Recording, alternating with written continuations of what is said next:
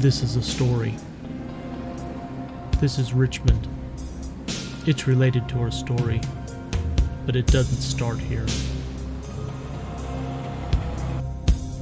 The story starts on a train. I mean, why not a train? You don't have to drive and you can drink. You can drink a lot. It's a nice way to get from A to B without a care in the world.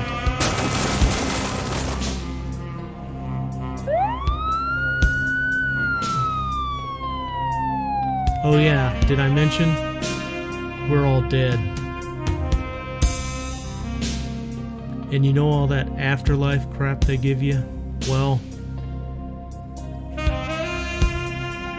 turns out things are a little different than that.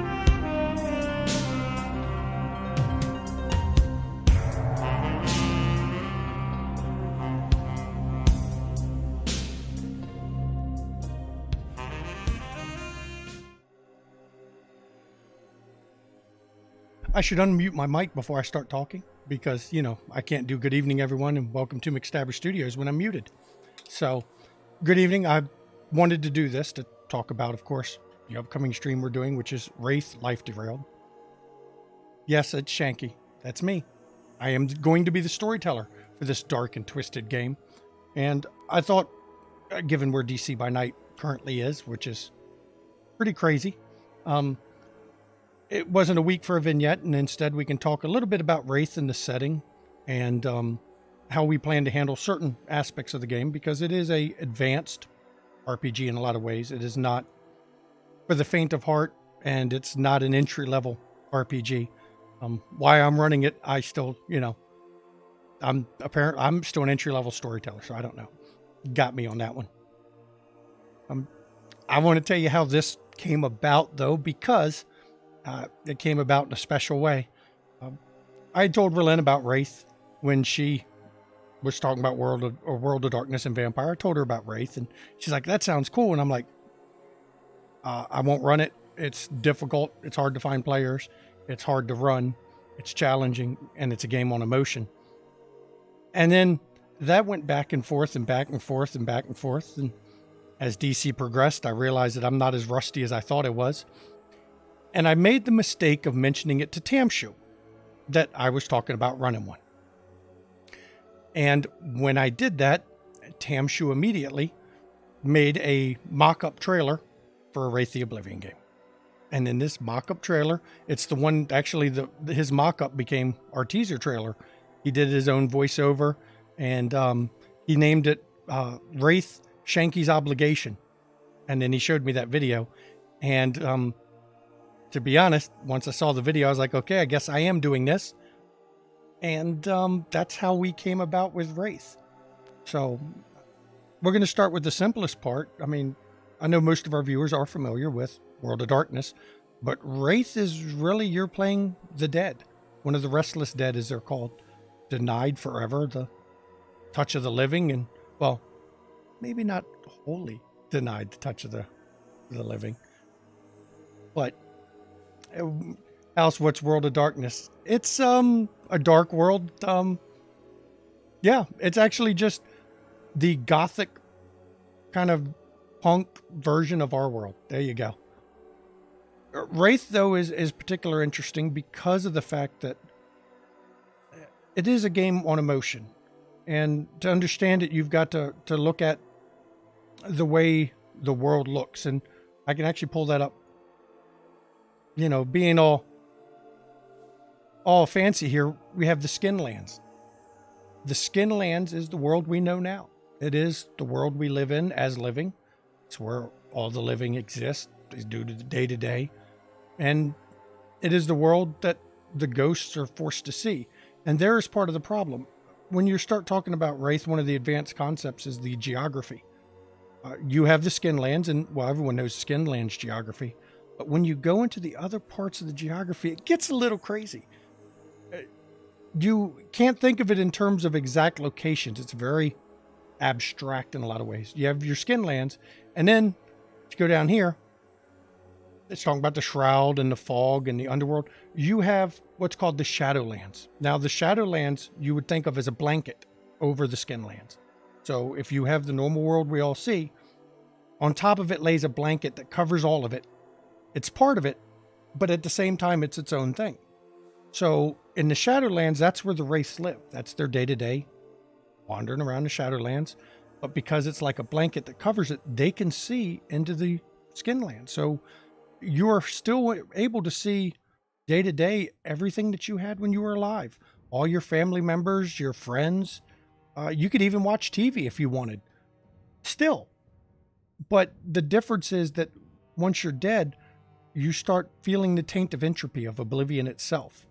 And that changes everything you see. So a house that is fancy, that is beautiful, that very new, it would be a little bit run down.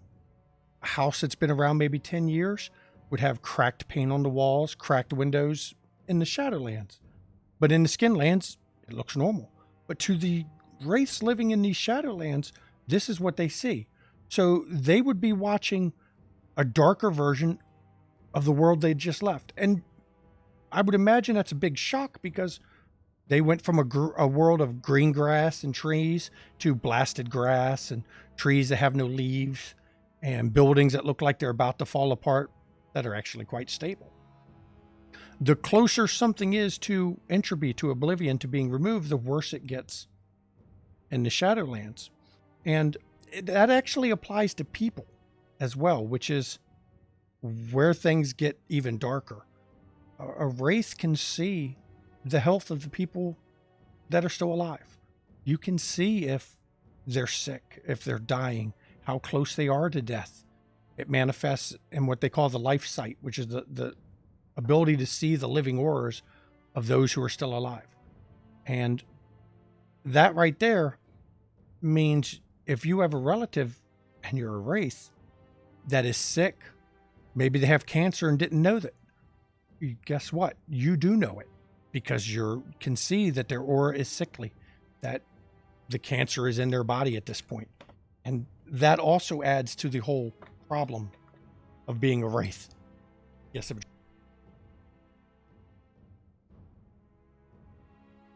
So one of the first things a lot of people wonder is if, you die and you become a Wraith, does everyone become a Wraith? No, not everybody. It's based on really a lot of the common myths of attachments. Do people have an attachment to, something that they felt was unfinished, whether it's an object that they wanted to protect or a person, or maybe it was just love of their family, or even hate to get even with somebody who did something wrong to them. It's these unresolved issues in life that cause some to remain and some to pass on. So anyone who comes into Wraith thinking, I'm going to just suddenly see all my dead relatives, now, odds are most of them are gone. They passed on. They didn't join the lands of the dead. Otherwise, the lands of the dead would be pretty damn packed. It makes sense. So what are these things that keep them held? And that's really the big thing.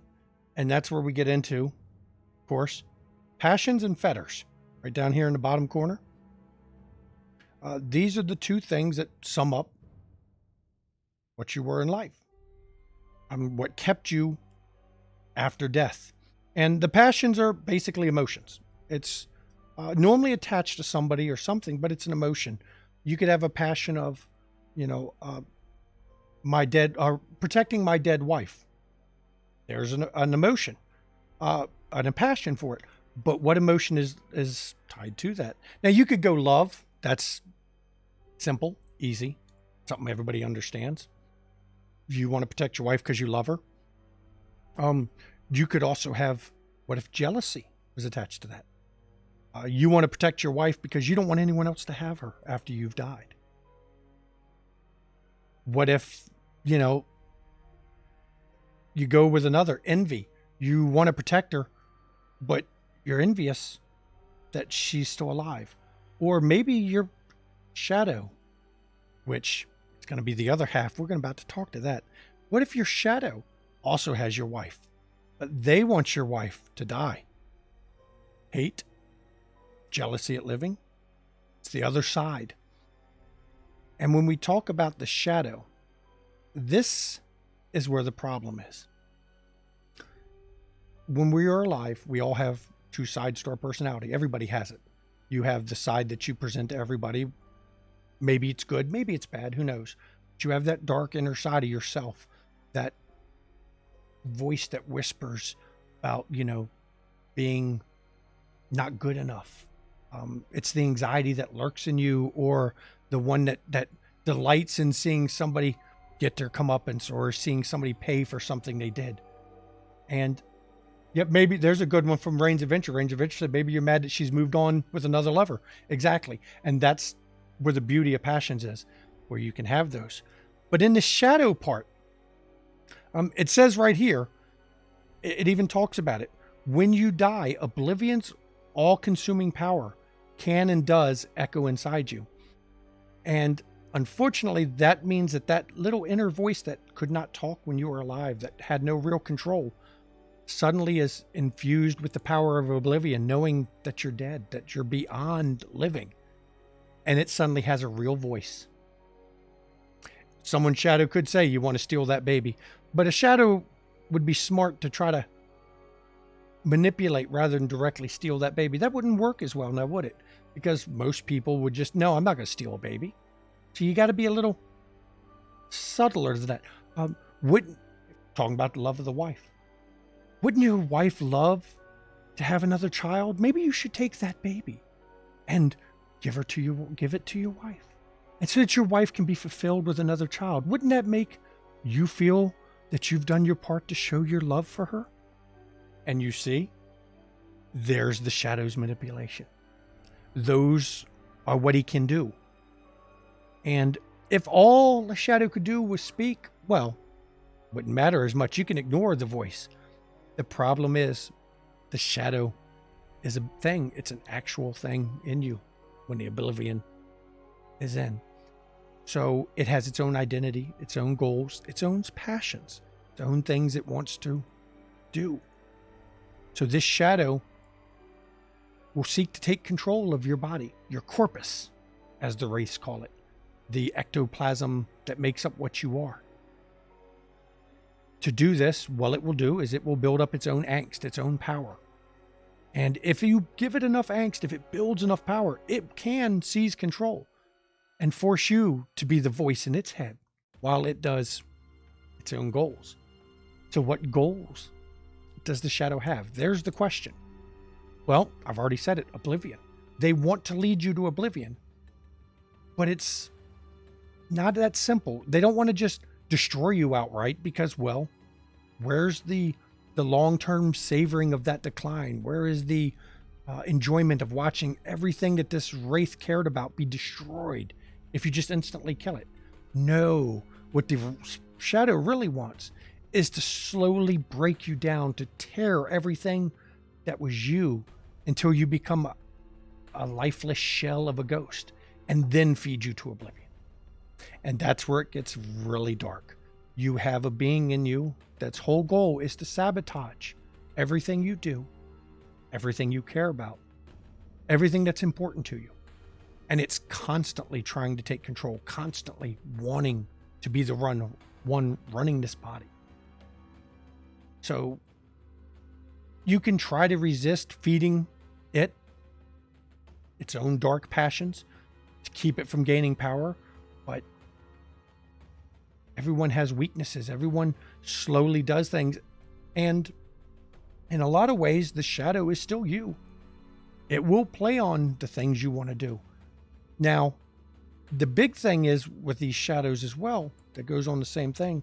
They also have thorns, which are basically powers that they can use to influence the world around you.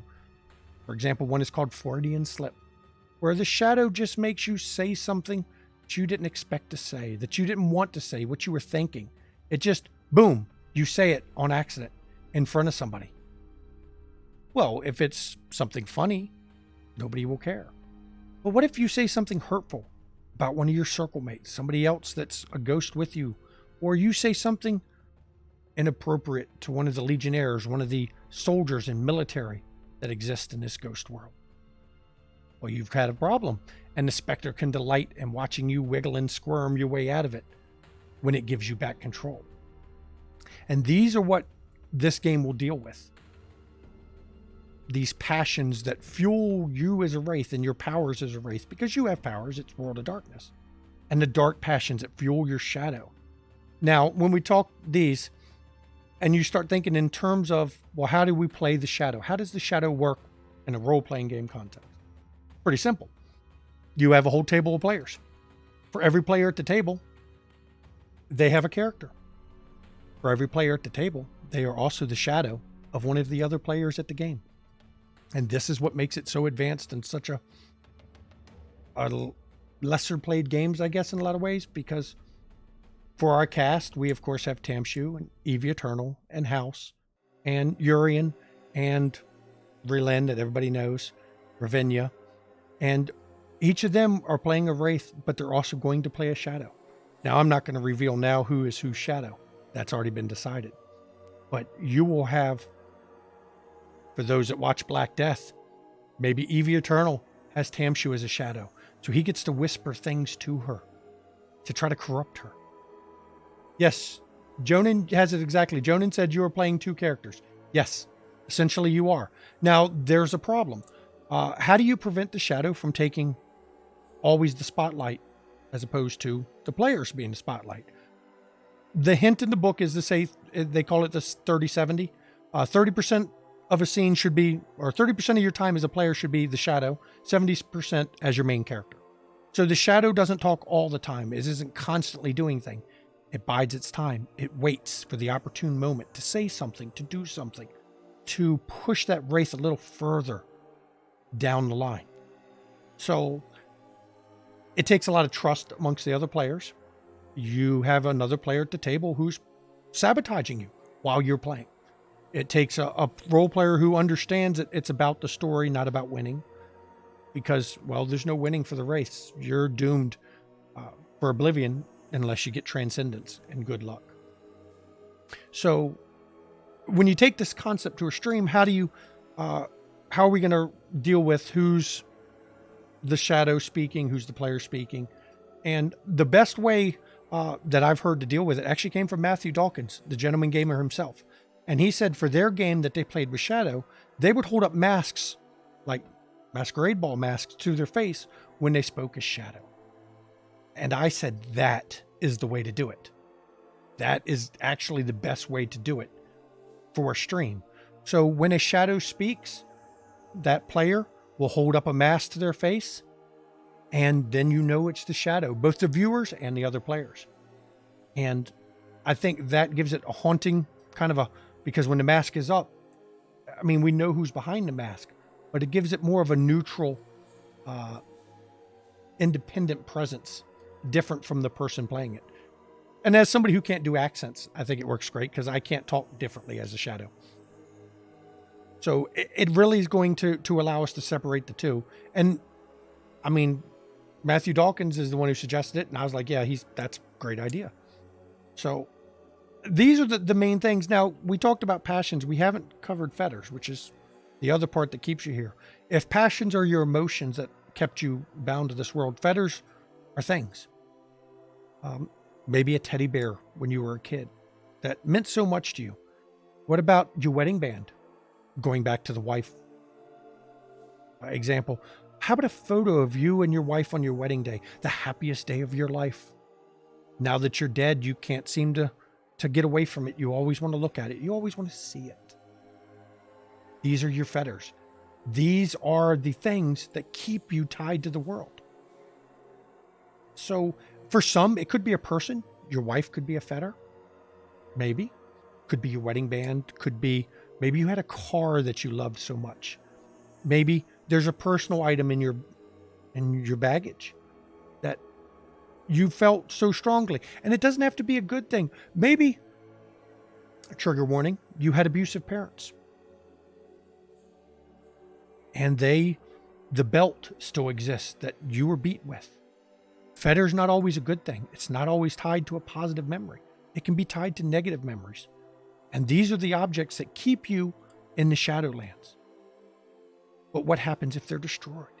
Because they're physical objects. They got to go somewhere, right? Well, when they're destroyed, you lose a fetter. You lose that link to the Shadowlands. But then I know what somebody's saying, well, what if you lose them all? That's where you get into the more of the metaphysical parts of it, because to have no fetters is to prevent your access to the Shadowlands and the Skinlands. And you have to go down into the deeper parts of it, the Tempest, the Labyrinth, Stygia, a whole city, the Far Shores, the islands in the Tempest. These are the things that exist without a clear location. You know, if you think of it in terms of an onion, and you've got Skinlands, and you got the Shadowlands as a blanket over it, the Tempest, Stygia, which is, I mean, Stygia, it's an icon. With Charon, the ferryman, these would be above it somewhere, but it's not like you could just say, I'm going to fly up and get there, because it's not a physical location. It's more of a plane of existence. There's openings to it, nihils, that will cross from the Shadowlands to the Tempest and into these locations. But otherwise, you've got to find the byways, the paths that lead to them. And can you get fetters back? There are ways. Normally not the fetters that were destroyed, because if they're destroyed, they're gone. But you can form new fetters. It's not easy. It's difficult. And the older you are, the harder it is to have fetters. The oldest wraiths aren't in the Shadowlands anymore. They're not able to interact with the Skinlands, at least not for more than a few minutes at a time. So getting a new fetter is difficult. It's not something you just do, mainly through LifeWeb. And that's one of the Arcani powers that I'm not going into yet. We're going to talk about how we plan to address this. I'm glad we've got somebody who actually knows the game pretty well. I like that. The Umbra, when you talk about the Umbra, from what I've read, the Shadowlands is considered the High Umbra. In terms of the Umbra, it's part of the High Umbra, but it goes its own directions from there. The idea for this stream, okay, it's called Wraith Life Derailed, and it's a very simple concept, as you could see in the teaser trailer.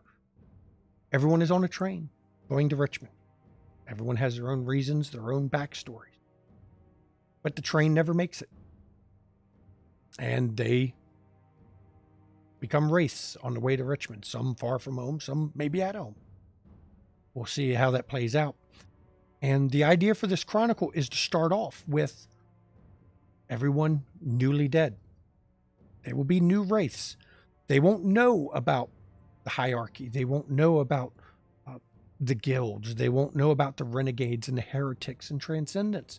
And the idea behind this is so that the players are learning what it means to be a wraith at the same time the viewers are. So think of it as a good way, as an introduction to learn what it means to be a ghost, a spirit, one of the restless dead, what it means to have a shadow. At the same time the players learn, the viewers will learn. So that for season 1, you're building on this knowledge. And season 1, the idea is we are going to focus on what it means to be a wraith. We're not going to have a lot of hierarchy politics. We're not going to have a lot of guild politics yet. We're not going to go into Stygia. We will have harrowings, and they'll have to be handled slightly different than the rules for a stream format, of course. We will have those key parts, specters and the like, but we won't go into the other areas of it. And those will come in later seasons so that we can introduce them over time to the viewers and the players so that everyone builds up to it. Now, the harrowing, what is that? I brought that word up. It's a crazy word. Harrowing is really, basically, it's if a fetter is destroyed, something that is a giant shock to the wraith, whether it's physical damage or it's a destruction of a fetter or a passion or something along those lines. It's something that shocks the wraith to the inner core, and it opens a nihil under him. He gets sucked into the labyrinth where the specters live, and the specters are essentially spirits, wraiths who have lost the battle against their shadow. But instead of being turned into oblivion, the shadow is what remains, and it controls the body all the time. So you get drug into this harrowing, and the harrowing is like a test. It is an attempt by these specters to break this fetter's link with you, break this passion's link with you, to inflict emotional damage on the wraith involved. Now, how Dance My Puppet, I love that. That's a great example. But how would specters do this? Well, first of all, they talk to your shadow. The shadow is in contact with them, tells them things about your life. And it's almost like a scene within a scene. You get sucked into a labyrinth, and the shadows and the specter get together, and they put on an event, something traumatic for the Wraith involved, in an attempt to force you to turn your back on a passion or a fetter, or maybe choose the wrong one, in an attempt to break that link. And how we're going to do this is pretty simple. I'm going to work with each shadow prior to the chronicle start, after we get all the characters made, and we're going to look at each of the characters, the shadows, wraiths, passions, and their fetters, and we're going to prearrange a harrowing for each one of them so that we have a guideline and roles for the other players. And if a harrowing happens, the one who gets dropped into it will, of course, be their character. And all the other players at the table are going to be the specters and the shadows involved in this harrowing. And we'll already have predefined roles that will be given to them at the time. And the advantage of this, of course, is by the book, they say you send the player out of the room while you discuss their harrowing. But if you're streaming this, you don't have time to discuss live at the time. You need to have this pre-prepared. And that's what we're going to do. We're going to have them pre-prepared for this. And when one gets used up, we'll make a new one. And that way we have, will we have a session 0? No. Because I don't want to reveal all of the first episode. Those that join our nightly Zoom chats in Discord will have probably heard bits of it. There is going to be a chance for the viewers to get to know the characters. At the same time, the characters get to know each other. So in this format, I don't believe a session 0 is going to work well. So, and that's, if it was vampire, maybe, but for this one, the idea, I don't think it goes well with it. And I think that the idea I have planned will work well for what we're doing. Now, going into, well, if not everybody becomes a spirit. Okay, I believe that. Not everybody can be a ghost. I mean, otherwise it's packed. Well, what is the process? What happens? Well, when you're a ghost, you're caught in what's called the call. And it's basically like a thing around you that protects you when you first die. But you want to get out of this because you stay in there too long, you're trapped, only hearing your own voice. And it drives you quite insane. A number of specters were created that way, actually. Normally what happens, though, is when somebody dies, a Reaper finds you. And a Reaper is like the Grim Reaper of legend, where, you know, they come to take the dead. But in this case, they come to harvest the newly dead. Now, some do it for altruistic reasons, do not. Some do it to sell the Wraith that they've captured into slavery. Some do it to take this Wraith to the forges to be hammered into objects, turned into money, or, you know, a brick for a wall or something, which is a horrifying concept that you would just reforged into something new. And these Reapers look for places where many people are passing or where people may be passing, and they harvest them. So you have to worry when you're newly dead. Who is going to find me? Who is going to be the ones to open my call? Very few Wraiths are able to open their call themselves. It's not easy. It takes not only a strength of body, but of purpose, of mind, to break free of this. So who's going to break them free? And this individual, are they nice? Are they immediately going to sell them into slavery? Is it a specter? Maybe it's actually a specter that finds the dead, that tears the call open. There's the problem. And these are the things that the players are going to learn about, because is the Reaper that takes them, is he going to be hopeful? Is he going to be friendly? Is he going to be nice? Well, we shall find out, won't we? And that's going to be the beauty of this intro, where you find out about what it means. Who can you trust when you're the dead? What if your family?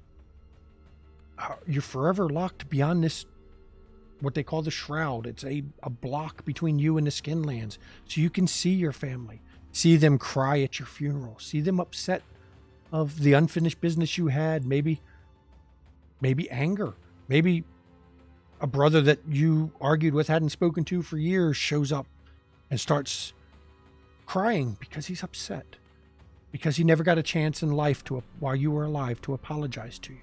And you're stuck watching this. These are honestly the subjects we're going to be exploring in Wraith. It is going to be dark. It is going to be emotional. It is going to be visceral.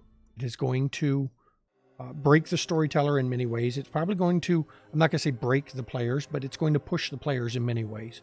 And we do follow consent forms. We will be using, like Haunted Chronicles, the LARPing hand signals for, if you're not okay, cross your fingers.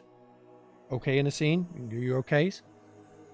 And that way we can have these frequent check-ins because it's a dark game, because it's going to be emotional.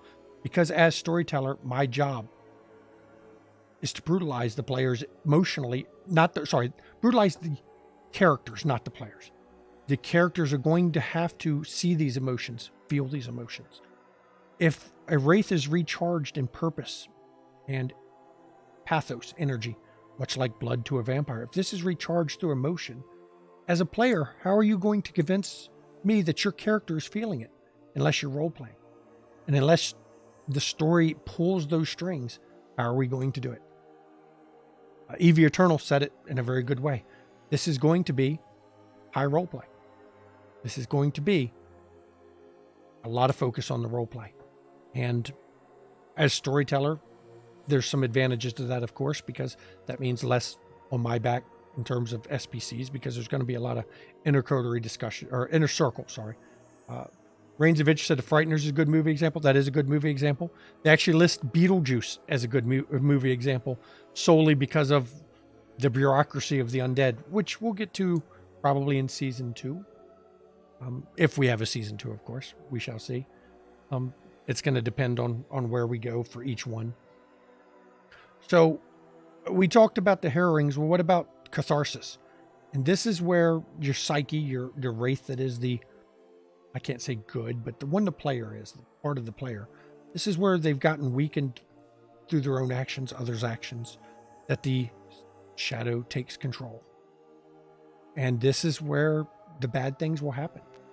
This is where the shadow, who knows, as it says in the book, biggest fears, all the disappointments in life of this wraith, of this psyche, all the failures, all the pain and heartache it called, the shadow who knows this is in control and can use it.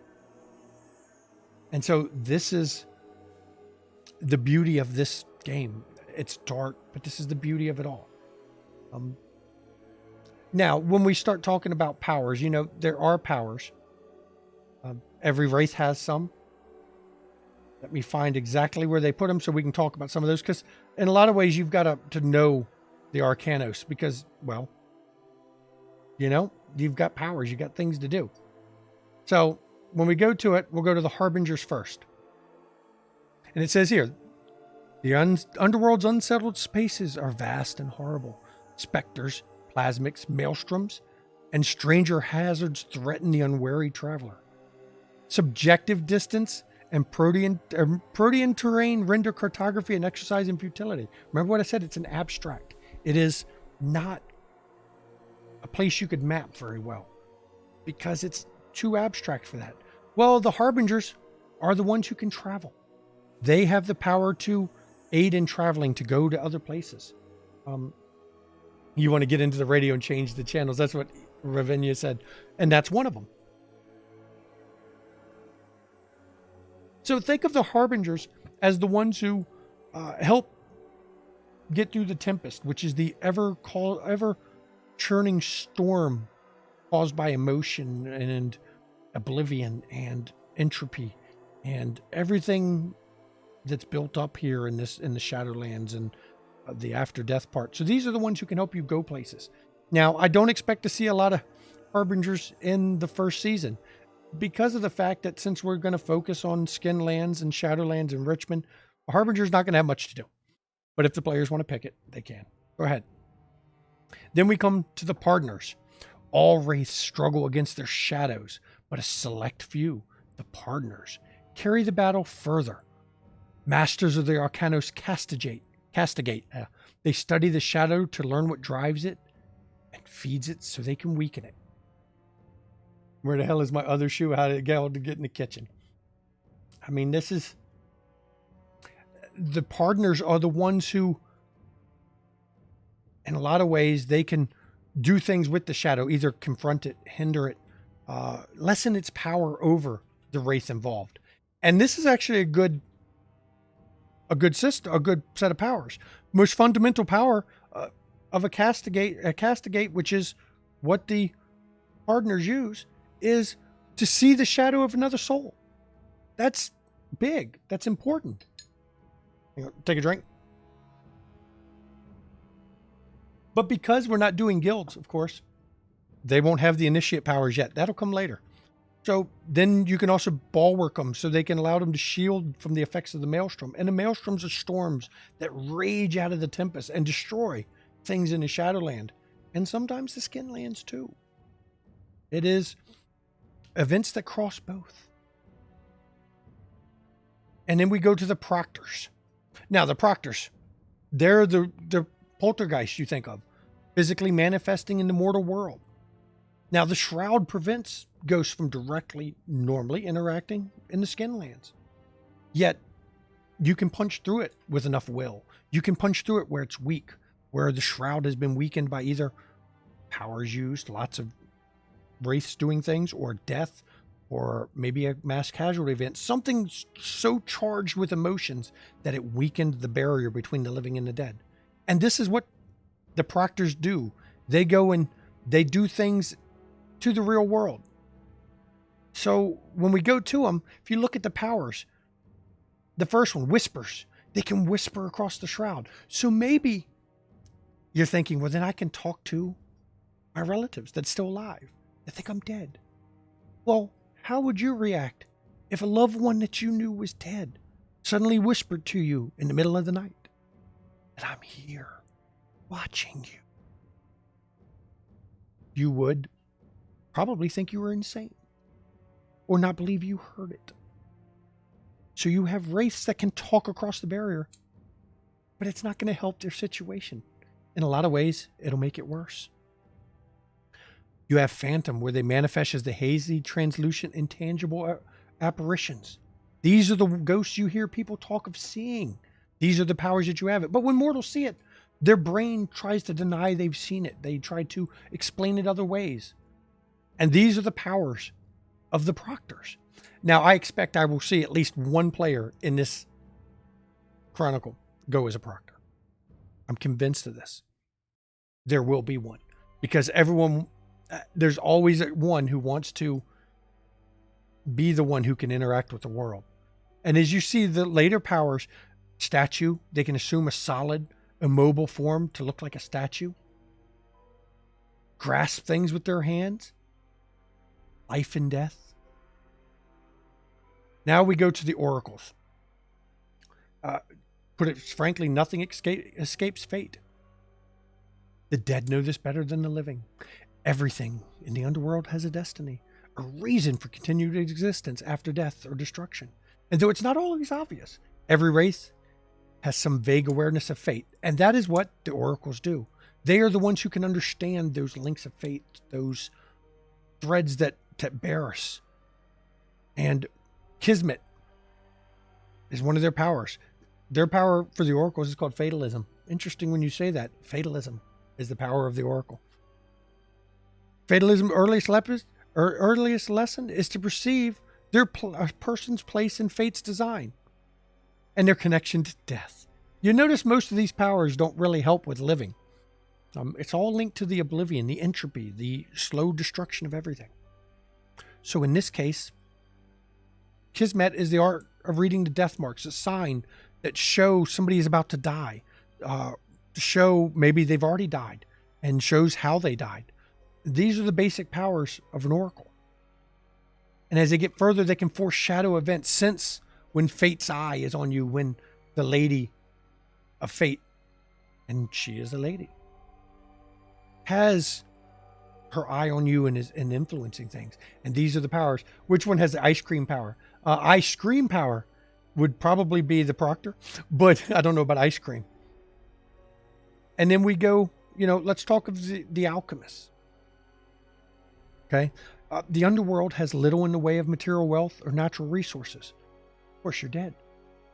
You don't have trees that really grow. They're blasted and dying. But if something much like you, say you died and you became a spirit. Well, what would happen if your favorite teddy bear as a kid was destroyed, but you really loved this teddy bear? Sometimes it would appear in the Shadowlands as a relic of the other world, of what it was when it was there. Now, that means the underworld is actually full of objects that were important to people. Cars. If you had a car that somebody really loved and it got wrecked, it may appear there. What about famous buildings that a lot of people had an emotional tie to, and it burns to the ground? Well, in the Shadowlands, it becomes a real building, this time looking new again. But also in the Skinlands, it's gone. So when you talk about the alchemists, since you can only find things that had emotional attachment, how do you have other things made? And that's where the alchemists come in. They are the ones that can, look at their very first power, rot. They can increase the rate of decay of a material object within his line of sight, which means he can make stuff age in the Skinlands if you can punch through the veil. So you could make food go out. If you had a pet chicken you loved, could it be a poultrygeist? Okay, that was a funny movie, actually. The odd thing is, animals don't seem to have spirits, except there are spirits of horses. Very odd. But there's not many, and they descend from a line of Alexander the Great's horses and stuff like that. So there are some animals here. We won't really deal with them much, but there are spirits on the other side. Now, the pet chicken, doubtful. A building that does not exist can exist in the Shadowlands. That is correct. That is very correct, Reigns Adventure. How about this part, though? And this is where your brain is going to break. What if there's a loved historical building, the old schoolhouse that was loved for 200 years, and then it burned to the ground. Now it's in the Shadowlands. But you come along and you bought the property. And you built a house over that in the Skinlands, where that house still is in the Shadowlands. You now have a house inside a house. Now, you can walk through walls of things that exist in the Skinlands. The things that exist in the Shadowlands are real. They're solid. They're there. What happens when you try to walk through the walls of this house in the Skinlands, but run into the walls of the house in the Shadowlands? As I said, your brain has to wrap around these kind of mental gymnastics, and it's part of what goes on. If you have rot, an alchemist can reinforce, rebuild things, fix things. A me and a me? No, well, there won't be a me and a me because you're dead, so you're good there. But you can walk through living people. And Wraith has an interesting way of dealing with that. It's called the rule of ouch. If you do something that you might have gotten hurt in real life, you take bashing damage. So if you walk through another person while trying to walk through a living person and you're alive, will cause pain. And since it'll cause pain, well, you take damage for that. But think of that. If you go to New York City where the streets are packed and you're a ghost, how do you avoid running into people? You can't fly. People are going to be running into you nonstop. You'll be taking damage all the time. So you want to lurk in the places that aren't busy, that don't have a lot of people, where you can avoid getting hit. Yeah, no singing. Sorry, you can't do that. So when we talk about the artificers, Ghost in the Machine, right there. They are the ones that can immerse their consciousness in an inanimate object. Nope, ghosts can't fly. Ghosts walk. They are still bound by gravity. If you shove a ghost off a 30-story building, they're going to hit the ground and hurt themselves badly. That's how this works. So when you're talking about possessing a computer to type, you could be possessed by a computer to type naughty things. Well, that's the artificers who do that. They can be put their consciousness in an inanimate object and gaining control. They can do it with cars, computers, all kinds of little things like that. And that's where you can get and do some bad things. The very basic art they have, assume the shell. They insert themselves into an inanimate object. You have no control, and you can't perceive anything out of it, but you know its inner workings, which will help you for other things. Misfire. You can make a mechanical device or electronic device malfunction, and it's only temporary. But think of how many things that if they malfunction are a problem, a big problem. A malfunction in a train's control systems, malfunction in the wheel, or maybe the track switch, malfunction in somebody's car where the brakes stop working or the gas pedal is fully applied. These are powers that you can do with as an artificer. Because you don't have humanity, like in Vampire, you can be a pretty dark spirit, though you may be fueling the dark passions of your own shadow. Solicitors, these are the ones they call that the devastating power to manipulate desire. You can inflame zeal. You can unearth long suppressed urges. These are the master manipulators, Lily, in Wraith form. These are the ones that, as you say here, impulse. You can do immediate desires, influence their desires to make them do something. It isn't immediate right away. When you think about it, it's just impulse lets you discern what's in it. But then you get into excise, where you can remove a want from a target, launch 1,000 ships, where you make herself the individual, the object of desire. I mean, these are the powers that manipulate the emotions, that manipulate what somebody wants as a kindred. Yeah, I'm just outing you. Yep. And see, because you don't have clans like in Vampires, these powers are not exclusive. You can have these powers no matter what. Everyone can pick from these powers. And it creates a lot more of a flexible character creation in some ways. But as you can see by how many different power types there are, there's also a lot of choice and a lot of decision analysis paralysis, shall we say. Now, the Chanteurs, these are the ones that can choose the savage beast. Keening, these are actually bards, those that sing, those that soothe the soul with music, or strikes the enemy. Lifesaver, you could have applied. I'm just saying. Then you could have been in it. Yeah, there's so many. Relen is overwhelmed. There's so many things, and there's so many things you gotta. Who can we call? Actually, it depends. You have to deal with people trying to get rid of the Wraiths. Interacting with the Skinlands is a crime, punishable by the hierarchy. So getting caught playing in the Skinlands, though everyone does it, it's not allowed.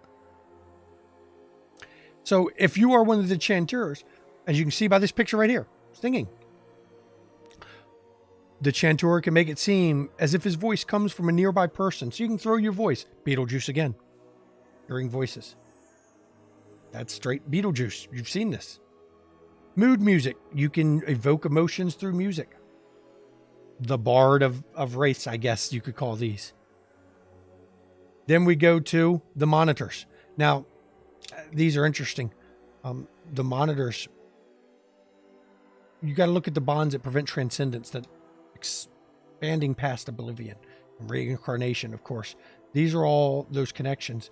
This is the connection to the life web, which lets you affect connections to the world of you and other restless. And these are where, it's funny, the guild mark of a monitor is they never close their eyes. Interesting. Because they're always watching. So for somebody who is a monitor, they develop a constant intuitive awareness of their fetter's locations. You always know where your fetter is. Now, if the fetters are so important and they keep you in the Shadowlands, what happens if you lose one? Can't find it anymore. Somebody moves the picture or your wedding band is taken. You've got to find it because you need your fetters. You need to protect them. Well, this is where the life web, the Monitors, have an advantage. They're the ones who can focus, find them, expand stuff outward, strand channel. They can extend their presence to a fetter, channel their voice through them as though they're at their fetter. And the monitors are the ones who work with the fetters. Nimoi?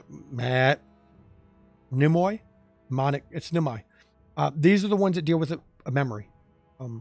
It's a very interesting arcana. They can erase memories, add memories. They're the bookkeepers in a lot of ways of all the wraiths. They're the ones that keep track of things. Keys to Memory's Palace is their first powers they learn. Control of their memory. They can store things in their memory to recall even the most trivial details. As they get better at it, they can do further reflection so they can, teaching tool, bring out memories in others. These are the important parts. Now we get to the Masquers. Now these are the ones, plasm, the stuff with wraiths are made, often seems like flesh, but it isn't. Among other things, it's far more malleable. Guess what these people do? The Masquers are the ones who do moliate.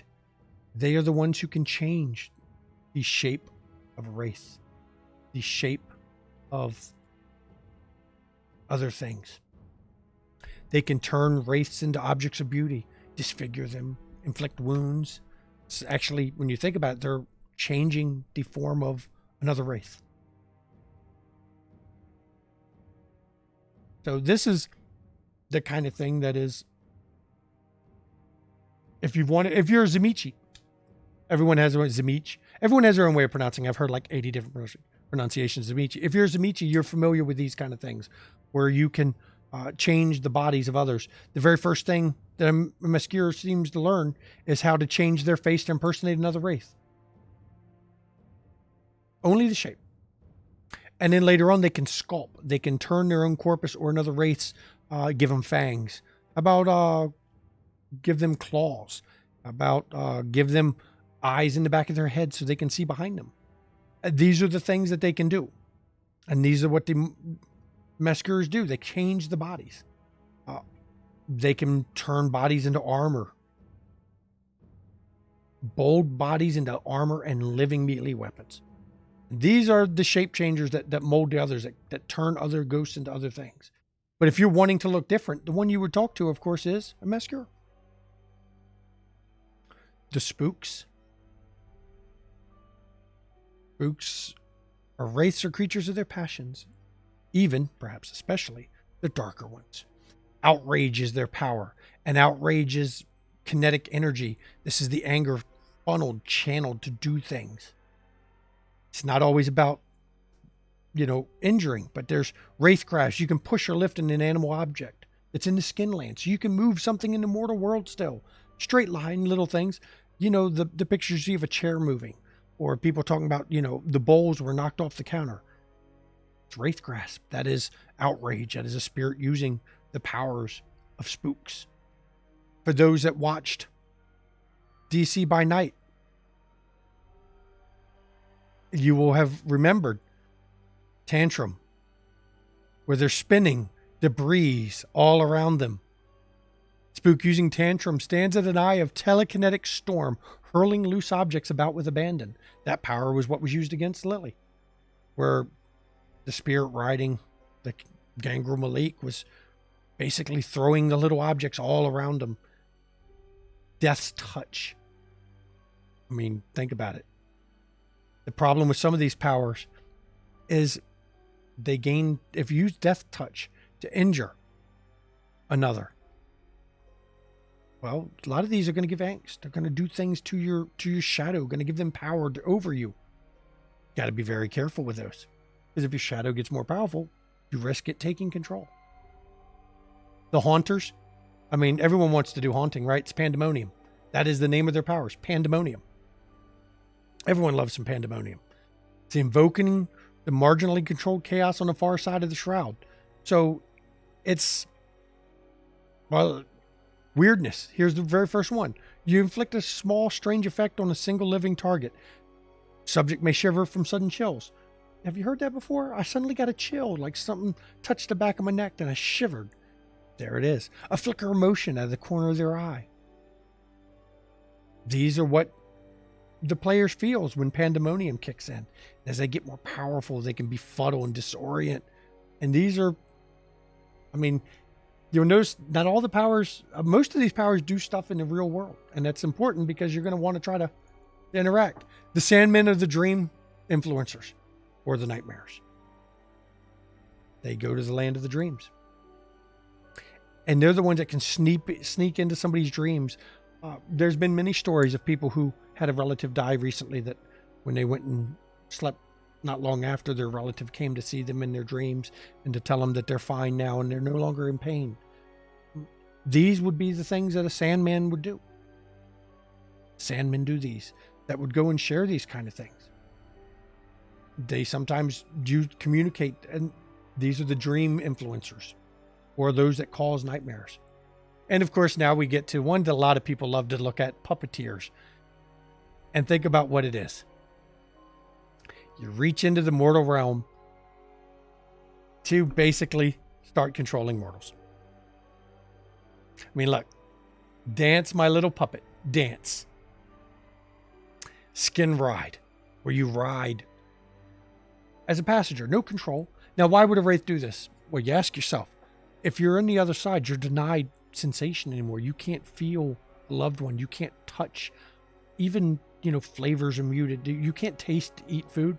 Well, if you skin ride somebody, you can sense what they're sensing, feel what they're feeling, a chance to feel alive again, if only for a time. So maybe you're going to skin ride your wife's new lover. Though you don't like she has him, you can at least feel her arms around you again, even if they're not your arms. Even if they're not yours. Exactly, Whoopi and Ghost. That is what skin ride is. And it's got dark connotations. It really does. But it also has some things that, as a spirit, you might be interested in. Master's voice, you can briefly seize control of the host's capacity for speech. The result is an eerie blend of the Wraith and host voices. That is what the spirit mediums claim to do. Speak as the ghost. Well, this is where it actually would happen. Then you have powers like Reign in the Mind, where you actually take control of the host's body.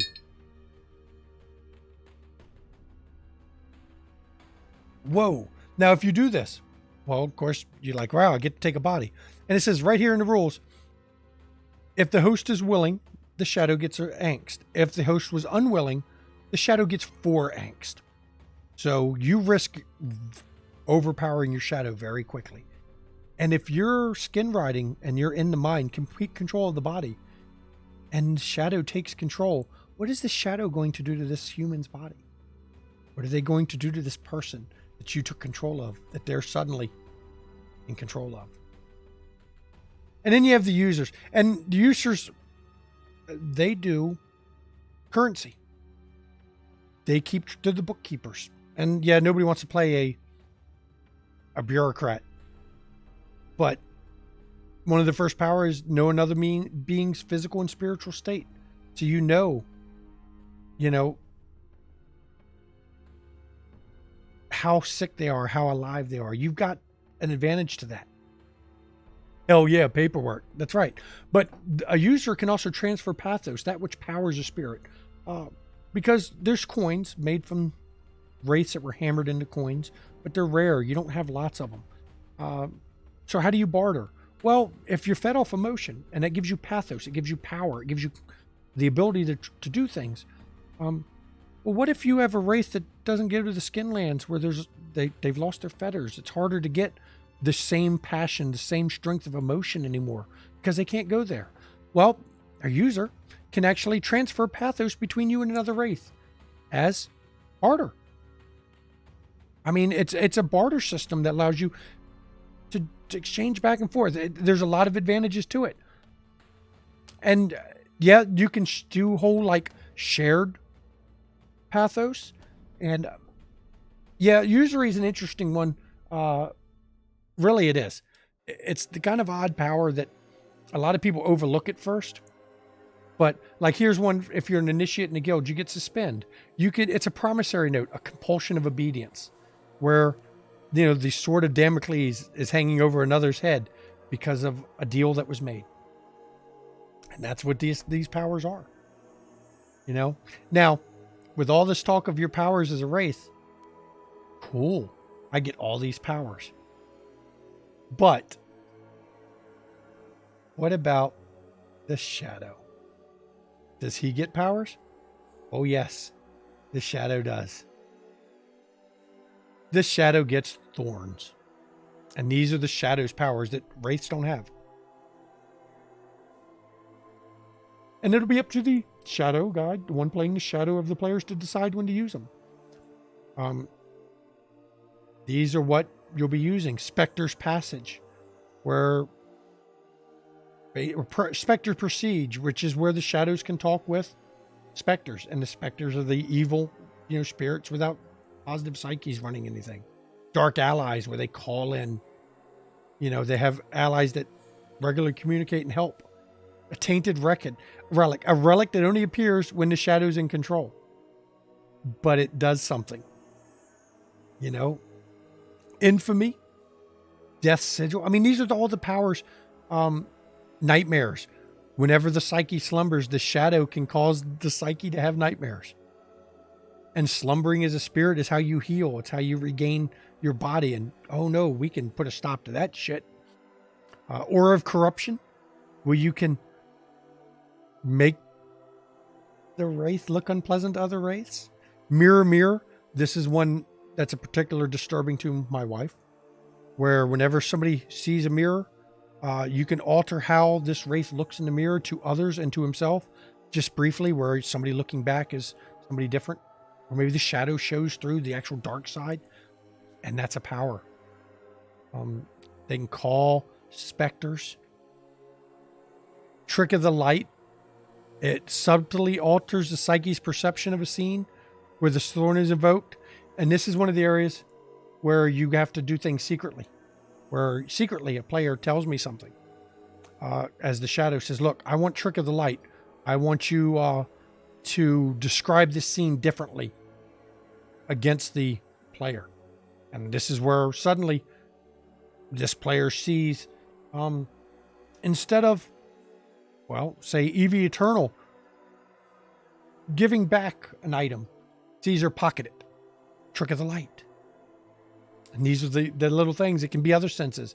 Maybe any other sense can be affected. Maybe Trick of the Light is used so that House hears Lance make a snide comment about him. And these are the kind of things that the shadow has a power.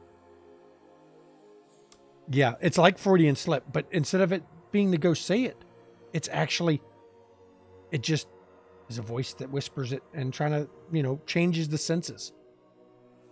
Bad luck. I mean, come on, bad luck. House is a little bitch. Yeah, see, these are the kind of things these are the powers they get. Honey tongue. The shadow is almost preternaturally persuasive. By spending a point of angst and rolling a temporary angst check, the shadow can make any sentence strangely compelling and believable. Think about that. When the shadow is trying to convince the wraith to do something, the psyche to do something to power it, honey tongue, make it very compelling and believable. These are the powers. I mean, these are pretty dark shit when you think about it. Devil's Dare. Now, this is one that I find really amusing. It's the emotional equivalent of a game of chicken. Think about that. The shadow invests a number of temporary angst points, write down something that they dare the psyche to do before the end of the session. The difficulty of the dare determines the cost, and which means the storyteller has to be involved. And the dare consists of an action that the shadow wants the psyche to take. Must be within the capabilities to perform, like tell the centurion off to his face. If they doesn't get it, then you lose some temporary willpower.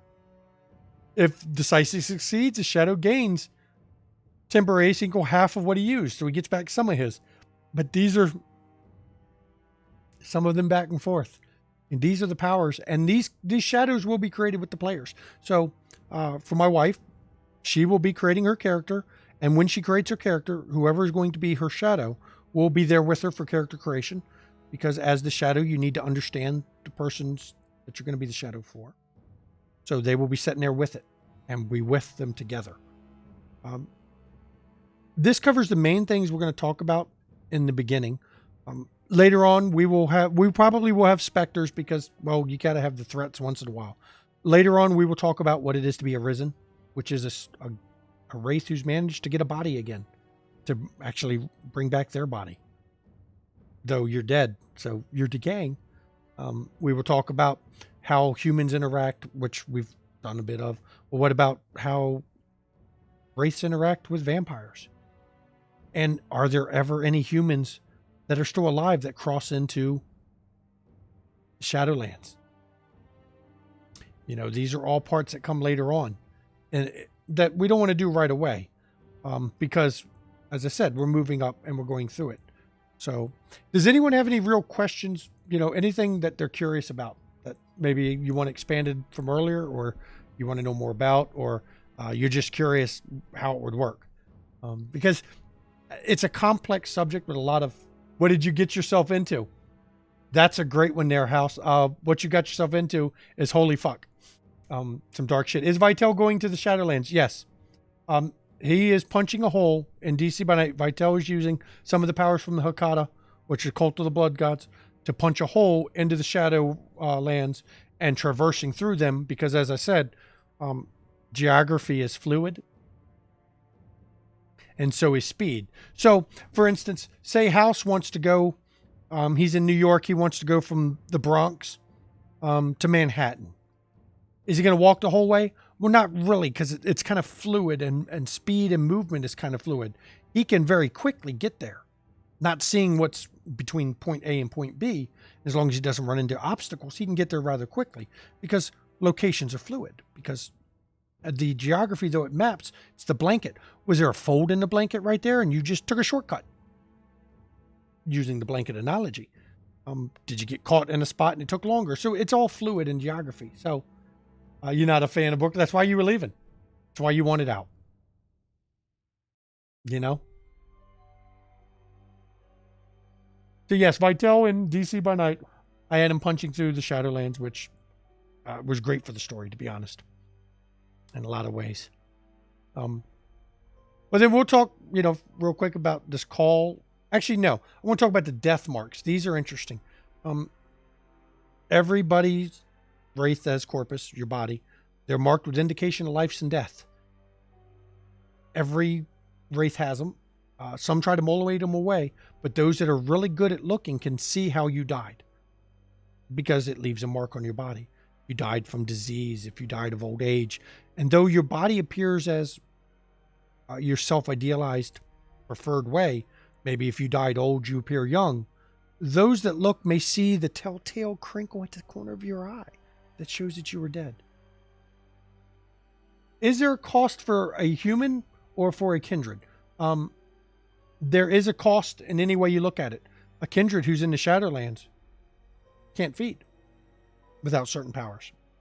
They're also in the native element of the spirits at a disadvantage. You have to be very powerful to exist in the land the wraiths, specters, and shadows live when you are not one. Because you're attacked through direct willpower. What calls you to be who you are is worn away while you're there. So, could a human do it?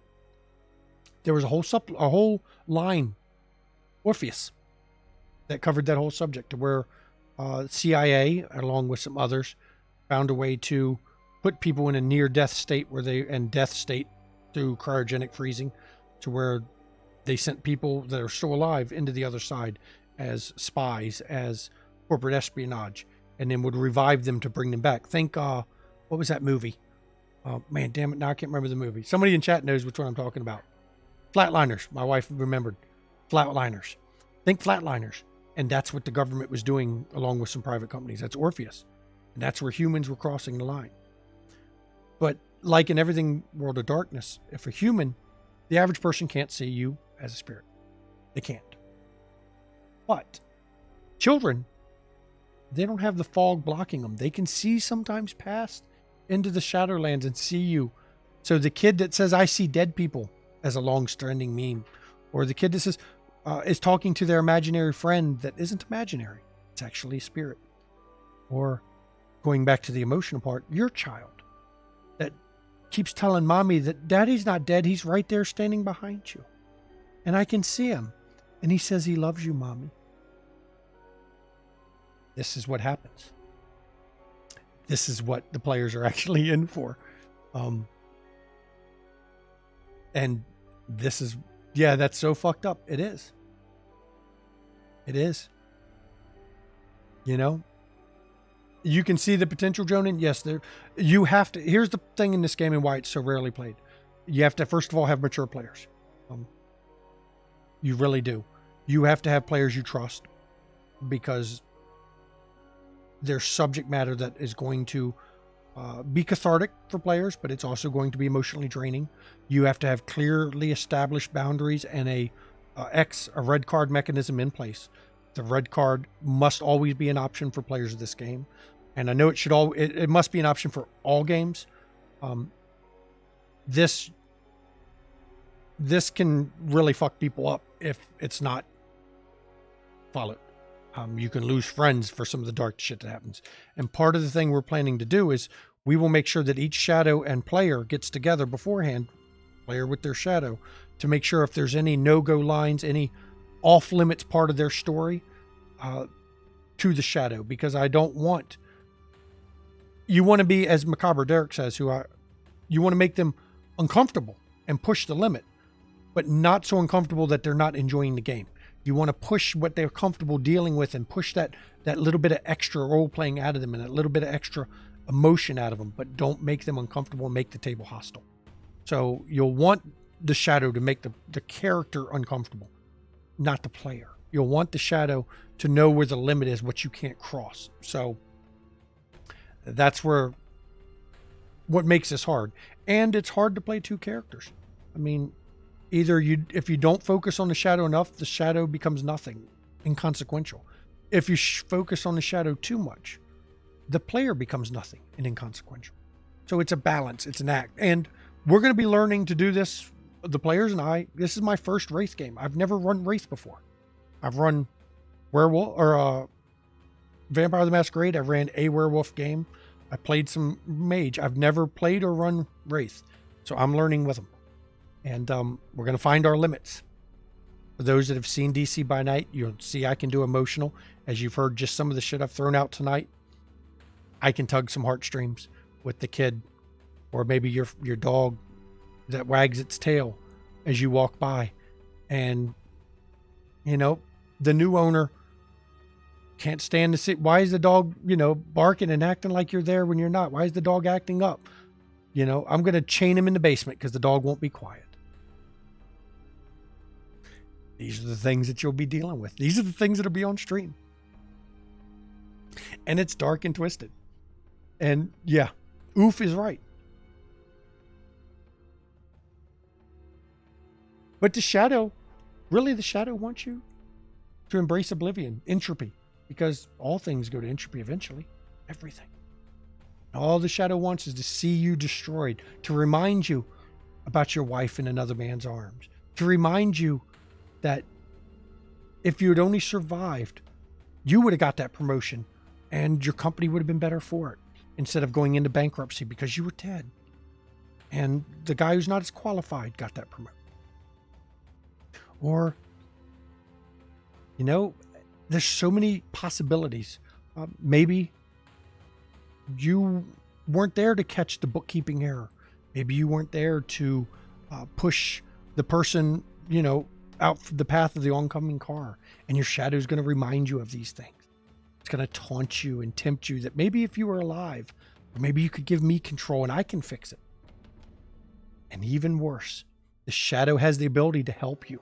The shadow can actually be an ally.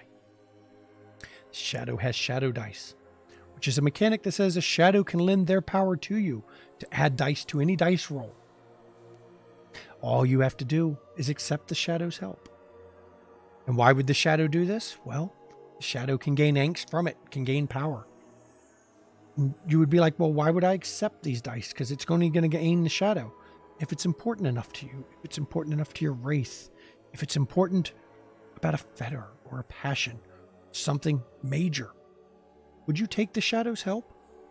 Would to protect the one you love, to, feel the emotion, would you take the shadow's help? Even if it risked, you don't know for sure it's going to give the shadow power. Would you risk it? Shadow whispers you should, wears you down, slowly tries to convince you. And yeah, Tails, yeah. This is not going to be a joyful game. We will have at the intro a special mature content warning. We will have in the mid-roll a special content warning. And we are planning to record this much like we record DC by Night, which means it'll be pre-recorded. That way, if for whatever reason we have to stop recording for the sake of the players, for too much emotional bleed, or to give a desensitizing period, or to let the players round down, I will stop the recording and we will take a break. I always announce when we stop recordings. I don't do cuts that the viewers don't know are happening, but we can do this. And it also means we will be in chat to talk about these scenes if the viewers have problems with some of the things that went on. Because we found that with DC by Night, in some of the darkest scenes, being able to talk about it with the viewers and the players that were involved in those scenes, a lot of times helps. Makes it a little easier to deal with. Makes it a little easier to cope with. And we think that that's the best way to do this game. I don't think I could do this game as a full live stream, because we're going to need to talk with the players from time to time and the viewers. And we're going to need, I know more than once, we're going to need these breaks. I do not expect to get through 10 episodes without having to take a break that was unplanned. And it may be me that has to take this break. I'm human. I can turn it off and on, but when I'm in and playing, I get affected too. You've seen me cry. At least those that watch DC by Night have seen me cry on stream. I get affected. We all do. So, any other questions? Anything else anyone wants to know about, wants to ask about for the stream? I mean, the cast. A lot of them are here in chat. A lot of them, for those that applied and didn't get in, I will say that because of the nature of this, as you've heard tonight, with the shadow and the psyche and the dark content, we really went into this looking for a very specific answers to the application, a very narrowly defined list of what we wanted, because this isn't going to be, I mean, vampire is dark, but this is going to be darker. We had to have a very specific criteria, and it breaks my heart to tell people no, but I mean, we had to limit it, and we had to focus on certain things. So for those that didn't get it and wish they could have got in it, there's always season 2. I will say that going forward, if any player ends up deciding they are leaving the Wraith game, the Life Derailed, and we're going into other seasons, any new players have to not only go through the standard application, but also have to go through an interview and a table session with the other players that are in it, because we have to make sure that the table dynamic, once established, stays. We don't want to shake it too much. What do you think is going to be the hardest thing for me to storytell as Wraith, or in Wraith? Oh, God. Well, there's 2 answers to that. As storyteller, not story-wise, the hardest thing for me to do, something I'm guilty of in DC by Night. And that's speaking when it's not my scene, when it's the player's scene, or interjecting things that I don't need to interject, letting my mouth open when it shouldn't be. And I'm going to try to avoid doing that. I'm going to try not to be that way in this one, because it's a darker game. I'm not going to be injecting the humor, out of character, or adding observations that I didn't need to add, or saying things that aren't needed. That's from a storytelling perspective. Now, from the actual story, the hardest thing is going to be the emotions. It's going to be finding an appropriately angled emotional targeting that doesn't go too far, that isn't sadistic, isn't masochistic on, in both ways, as you can be both at the same time. And finding something that is interesting to watch while still being cathartic, still being dark, still being emotionally visceral, but being interesting to watch. Because nobody wants to sit and just watch 2 hours of, 6 players sitting around talking about how much it sucks to be dead. I mean, that's not going to be as fun. So I've got to make sure I have the story there and I can pull the emotions and draw that out of the players. And the shadow mechanic, I think, is going to work great. We've already started having cast Zoom meetings where the cast talks to prep for the game and talks about things. And the shadow whispering has already started on Zoom, and it's been amazing. Evie Eternal really needs to be renamed Evil Eternal, just so you know. Because she's evil with her whispers, I got to say.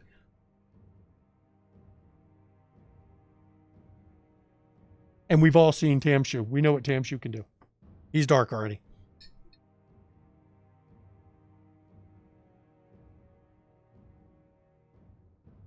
And, Urian, he's a low-key smartass. We know what that comes. My wife, I know I married her for a reason. She can go toe-to-toe to the best of them with barbs. So, I mean, and don't let house fool you. Man of 1,000 faces, or name of 1,000 faces, is a sneaky sumbitch too. You're all, and Nikki's already started too. We're all good. We will all be good. Shanky's good. I'm King Shanky. Bill, the man, the myth, just a myth. Tamshu is a shadow? No. The frightening is going to be all of them. When that mask comes up, the first time you see the mask come up, very first time, that is going to be the big point. That is going to be where suddenly the viewers and the players go, ooh, shit, what's about to be said? What's Shadow going to do? That's what I'm looking forward to. That's what I'm most anticipating, is that interaction, seeing that play-by-play. That's going to be great. Warren Stare you will get without chainmail. Well, maybe without chainmail. Don't know. Maybe he'll get chainmail. Any other questions on that one? Some of the cast are here. If you want to ask any of the casting questions, they might answer. We're going to probably do a casting Zoom at some point, where a meet the cast, where we do an actual stream of all the cast. When we're closer to streaming go live date, we'll do a meet the cast where everyone can say hi to the cast and do some Q&As before we start, because, Q&As. We love those.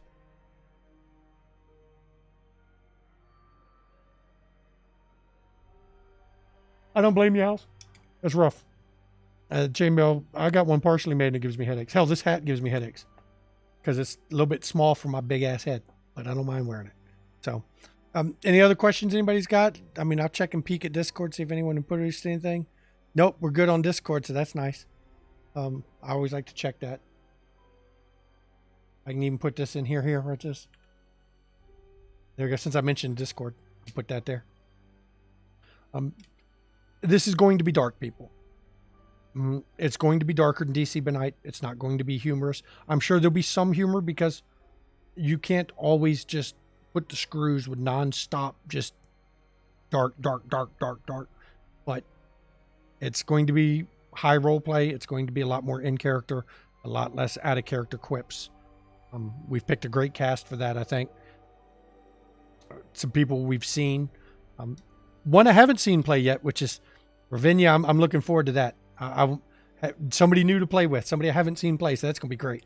Though, based on our talks, you've got the credentials, you got the street cred for it, so we can do it.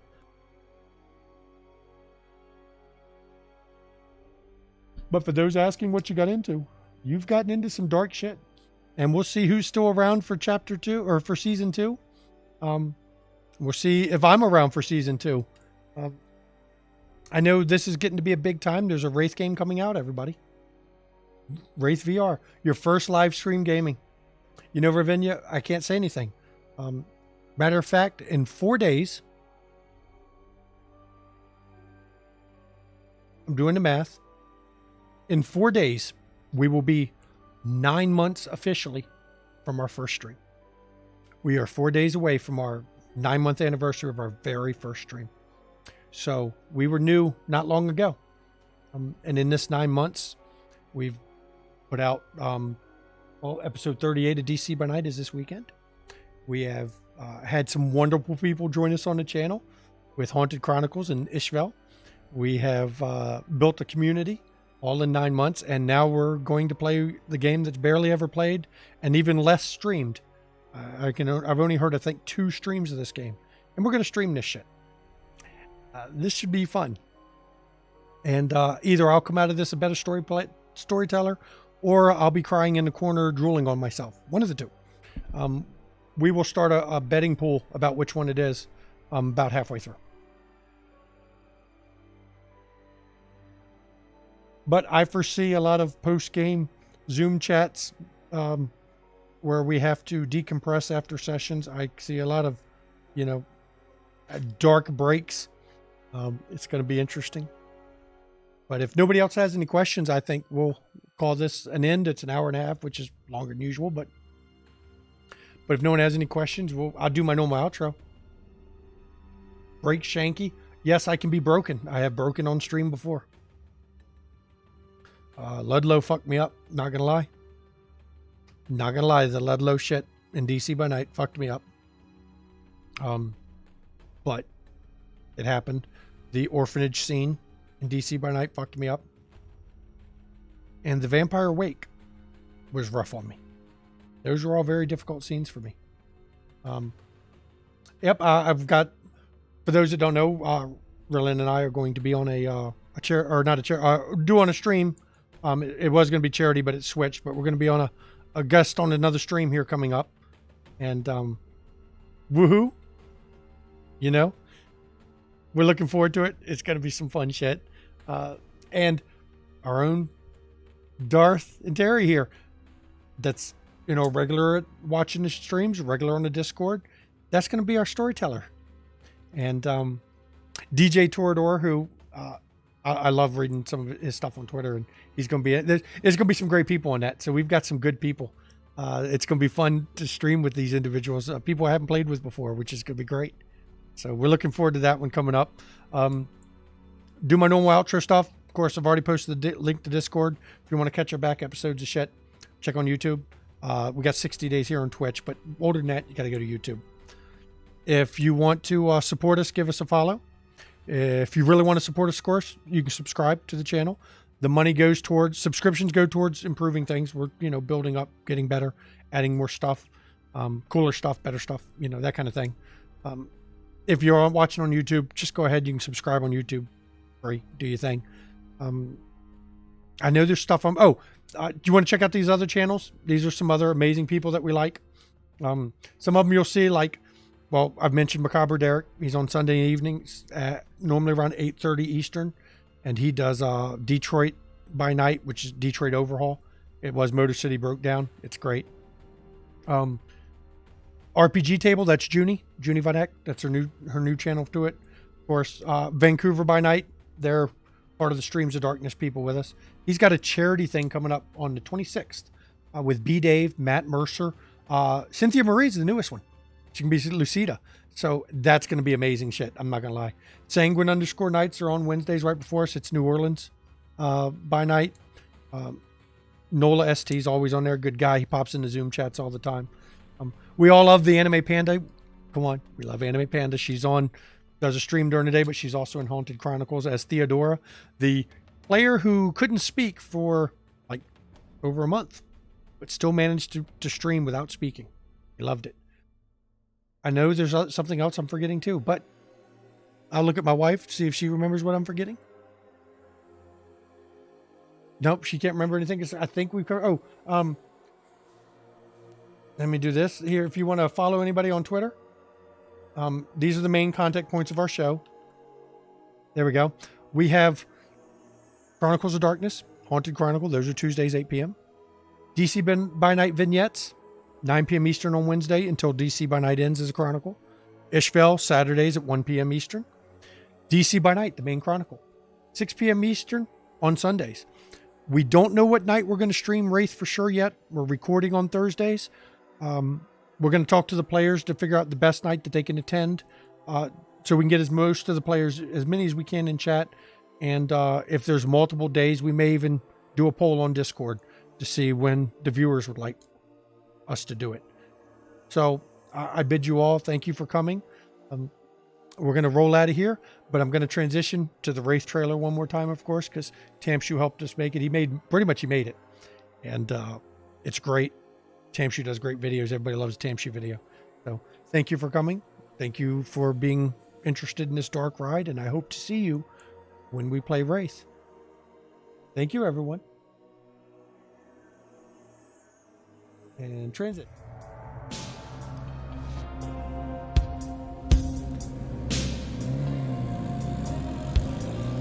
This is a story. This is Richmond. It's related to our story, but it doesn't start here. The story starts on a train. I mean, why not a train? You don't have to drive and you can drink. You can drink a lot. It's a nice way to get from A to B without a care in the world.